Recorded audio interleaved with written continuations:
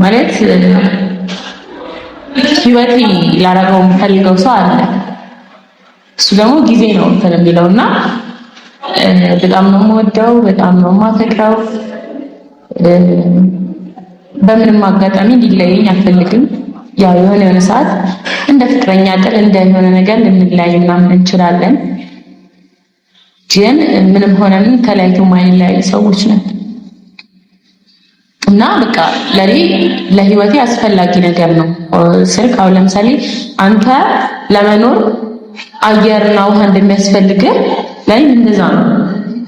ለምን አስፈለገ? ፍቅረኛ እያለሽ ከኔ ጋር የምትቃቀፍ ከኔ ጋር ያው ሁሉ ነገር ለምን ምልሽ አልገባኝም። እንዴት ሰውነትሽ ታዘዘች? ይገባኝ።